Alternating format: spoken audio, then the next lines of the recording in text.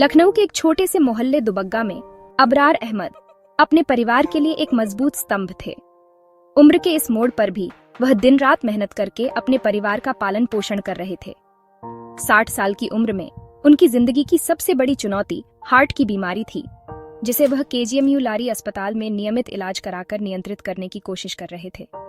लेकिन रविवार की रात को सब कुछ बदल गया। अबरार को सीने में तेज दर्द हुआ। उनके बेटे सैफ ने उन्हें तुरंत अस्पताल पहुंचाया। दिल की धड़कन कमजोर थी और हालत गंभीर हो रही थी। डॉक्टरों ने उन्हें इमरजेंसी वार्ड में दाखिल किया और शुरुआती इलाज के तौर पर कई इंजेक्शन लगाए, लेकिन उनकी स्थिति बिगड़ती चली गई। सांस लेने में तकलीफ होने लगी और डॉक्टरों ने वेंटिलेटर की जरूरत जताई। अबरार अहमद का दम घुट रहा था और वह बेतहाशा डॉक्टरों से वेंटिलेटर की मांग कर रहे थे। उन्होंने हाथ जोड़कर डॉक्टरों से प्रार्थना की, मुझे वेंटिलेटर दीजिए, मुझे जीने का मौका दीजिए।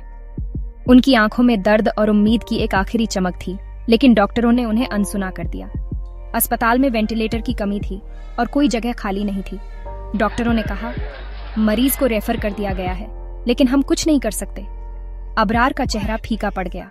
वह जानते थे कि अगर समय पर वेंटिलेटर मिल जाता तो उनकी जिंदगी बच सकती थी, लेकिन अब ऐसा कुछ नहीं हो सकता था।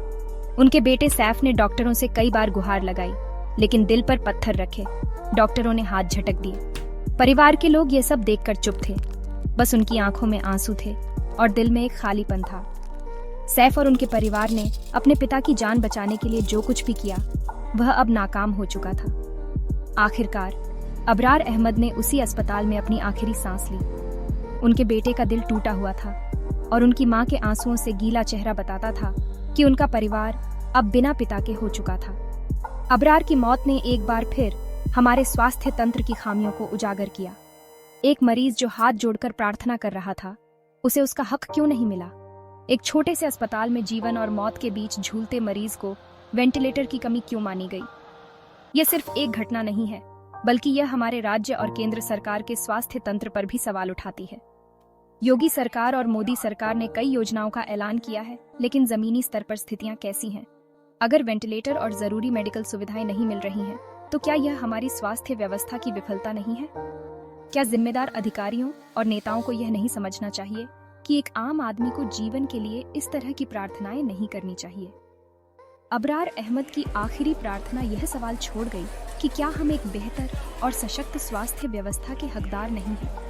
क्या किसी व्यक्ति को अपनी जान बचाने के लिए इस तरह के भिखारी की तरह हाथ जोड़ने की आवश्यकता होनी चाहिए? अबरार अहमद की कहानी एक दुखद मिसाल बन गई, जो हमें यह याद दिलाती है कि एक सुरक्षित और सम्मानजनक जीवन जीने का हक हर नागरिक का है और हमें इसे सुनिश्चित करना होगा।